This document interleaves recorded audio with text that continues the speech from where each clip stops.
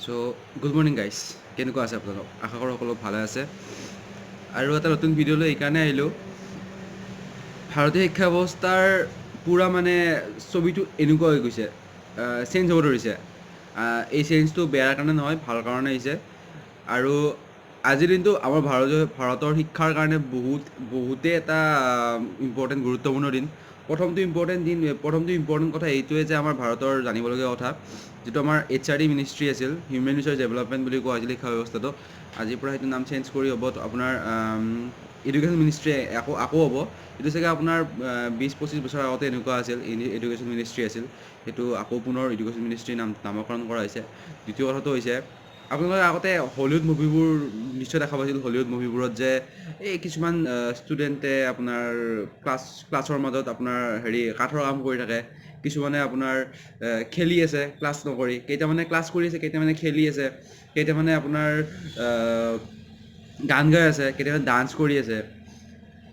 এইটো মই ভাবিছিলোঁ এইবোৰ চাগে অকল আপোনাৰ ষ্টুডেণ্ট ইয়াৰতে সম্ভৱ হৈছিল, কিন্তু এতিয়া এইটো সম্ভৱ হ'ব আমাৰ ভাৰতৰ স্কুলবোৰতো, মানে অন্য স্কুলবোৰতো।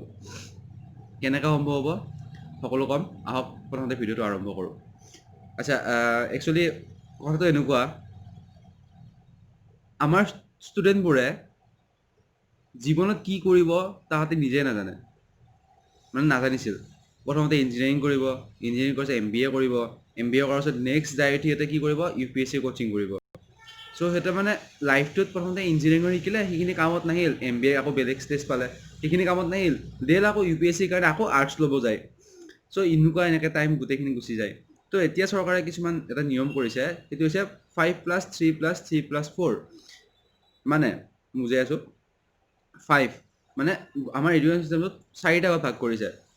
LKG, KG, আপোনাৰ ক্লাছ 1-2, মানে যিখিনি আপোনাৰ ষ্টেজ আছে, মানে সৰু সৰু কালৰ স্কুলৰ পাঠ্যক্ৰমখিনি আছে, সেইটো 5 বছৰৰ ভিতৰত সমাপ্ত হ'ব। এই 5 বছৰৰ ভিতৰত ষ্টুডেণ্টক শিকাব মানে আপোনাৰ নাম্বাৰৰ লগত, এলফাবেটৰ লগত, মানে যেনেকৈ হৈ আছে সেইখিনি একে থাকিব পাৰে, সেইখিনিৰ লগত আপোনাৰ ইণ্ট্ৰডিউচ কৰাব। দেন হ'ব 5+3। তো 3 হওঁতে হ'ব আপোনাৰ ক্লাছ 2, 3 আৰু 4। তো ক্লাছ 2, 3 আৰু 4ত কি শিকাব? ক্লাছ 2, 3 আৰু 4 শিকাব আপোনাৰ নেটিভ লেংগুৱেজটো, মাডাৰ টাঙে হওক, দেন আপোনাৰ শিকাব ইংলিছ লেংগুৱেজ, এনেকৈ মানে লেংগুৱেজৰ লগত চিনাকি কৰাব। দেন 5, 6, 7, 5-6-7ৰ বছৰটোত এতিয়া চবতছে ইম্পৰ্টেণ্ট হৈছে 5-6-7ৰ বছৰটোত কোডিং ডিকোডিং শিকাব। চ' কোডিং ডিকোডিং আমাৰ শিকোৱা হৈছিল আপোনাৰ কলেজত, যিবোৰৰ কম্পিউটাৰ চায়েন্স হৈছে এইবোৰত 9-10ত শিকায়, আৰু নহ'লে আপোনাৰ কলেজত শিকা হৈছিল। কিন্তু গভৰ্ণমেণ্টে কৈছে যে অনাগত দিনবোৰতো কোডিং আৰু ডিকোডিংটো বহুত ইম্পৰ্টেণ্ট হ'ব। চ' কোডিং আৰু ডিকোডিংটো এতিয়াই শিকোৱা হ'ব 5-6-7ক। ভাবি চাওক কেনেকুৱা এটা ইণ্টাৰেষ্টিং লাগিব। আৰু লগতে সিহঁতক শিকোৱা হ'ব 5-6-7ক 5-6-7-8 হা। তো 5-6-7-8ক এনেকুৱা কিছুমান শিকোৱা হ'ব, লাইক আপোনাৰ ইণ্টাৰেষ্টেড বস্তুবোৰ, মানে তো সিহঁতৰ কিহৰ ওপৰত ইণ্টাৰেষ্ট আছে। তো কাৰোবাৰ গানৰ ওপৰত ইণ্টাৰেষ্ট আছে তো গান গাওক, কিছুমানৰ ডান্সৰ ওপৰত ইণ্টাৰেষ্ট আছে ডান্স কৰক। তো সেনেকুৱা মানে, তো সিহঁতৰ মানে চোৱা হ'ব মানে সিহঁতৰ ইণ্টাৰেষ্ট কিহত আছে, সিহঁতে কি কৰি ভাল পায়, যাতে সিহঁতৰ ফিউচাৰত মানে সিহঁতৰ কেৰিয়াৰ চুজ কৰোঁতে ইজি হৈ যায়। চ' দেন আপোনাৰ হ'ব নেক্সট 4টা ষ্টেজ, মানে 9, 10, 11, 12। আগতে হৈছিল কি আপোনাৰ 10ৰ পিছত ষ্টুডেণ্টে ভাবে, মানে মেট্ৰিকৰ পিছত ভাবে যে নেক্সট মই কি কৰিম। তো তেতিয়া বহুত দেৰি হৈ যায় তেতিয়াহ'লে, আৰু মাক বাপেকে মেক্সিমাম চবকে ফ'ৰ্চ কৰে। এতিয়া বাৰু বহুতখিনি ডেভেলপ হৈছে, কিন্তু আগতে এনেকুৱা আছিল যে তহঁতে ছায়েন্স ল'ব লাগিব, মানে ছায়েন্স লোৱাখিনি আৰু ছায়েন্স নল'লে বেলেগ একো নাই, ইফালে আপোনাৰ আৰ্টছ আৰু কমাৰ্চৰ কোনো ভেলুৱে নাই। কিন্তু এতিয়া এনেকুৱা নহয়। এতিয়া কি এনেকুৱা আপোনাৰ 9, 10, 11, 12 গোটেইকেইটা এটা হেৰিতে পৰি গৈছে, এটা মানে ভাগত পৰি যাব। আৰু দেন ডিগ্ৰী চিগ্ৰী বোলা বস্তু নহ'ব, মানে গভৰ্ণমেণ্টে কোৱা হৈছে ধৰক এই সময়ছোৱাত ষ্টুডেণ্টবোৰে কিছুমানে হেৰি ল'ব, মেথছ ল'লে, আৰু মেথছৰ লগত কিছুমানৰ ইচ্ছা গ'ল বোলে মেথছৰ লগত মই ফিল'চফি লওঁ। আগতেতো সম্ভৱ নাছিল, কাৰণ ফিল'চফিটো আপোনাৰ আৰ্টছৰ ছাবজেক্ট, মেথছটো আপোনাৰ ছায়েন্সৰ ছাবজেক্ট, কিন্তু এতিয়া পাৰিব। এতিয়া মেথছৰ লগত ফিল'চফি ল'ব পাৰিব। লগতে আগতে কি আছিল আপোনাৰ ৰাত্তা মাৰাৰ পৰা বেছি গুৰুত্ব দিয়া হৈছিল। আপুনি এক্সামৰ আগদিনাখনে ৰাতি পঢ়ি যাওক, নম্বৰ পাই লওক। আৰু মানে মানুহ সোধে যে এই নম্বৰটোৱে লাগে আমাৰ, ক'ৰ পৰা লিখিছোঁ, কেনেকৈ লিখিছোঁ, এইটো কি ফাইদা, মানে কি আপোনাৰ সোধাৰ আছে। কিন্তু এতিয়া এইবোৰ নাই। এতিয়া মানে ৰাত্তা মাৰাৰ ওপৰত বেছি গুৰুত্ব দিয়া নহয়, এতিয়া প্ৰেক্টিকেল নলেজৰ ওপৰত। এতিয়া আপোনাৰ মানে এনেকুৱা হ'ব, তই ছায়েন্সৰ ষ্টুডেণ্ট ন, তই যা এই লাইটটো ঠিক কৰি দেখা। তই আৰ্টছৰ ষ্টুডেণ্ট, যা ডিবেট কৰি দেখা।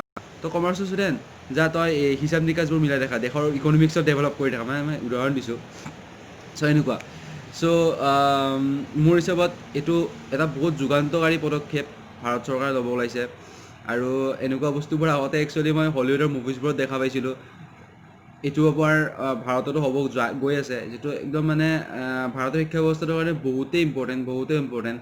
আৰু এইকাৰণে কৰা হৈছে যাতে সকলোবোৰ ষ্টুডেণ্ট ঘৰলৈ আৰু এটা কথা আগতে কি আছিল আপোনাৰ যিটো মানে ছাপ'জ মই 9 পাছ কৰিলোঁ, 9 পাছ কৰি মই কিবা ঘৰৰ পৰিস্থিতিৰ বেয়াৰ কাৰণে মই পঢ়িব নোৱাৰিলোঁ, পঢ়া বাদ দিলোঁ। চ' মোৰ যিটো চাৰ্টিফিকেট লেখা থাকিব, সেইটো লেখা থাকিব 9 ফেইল, মানে 9 পাছ লেখা থাকিব, 9 পাছ লেখা থাকিব।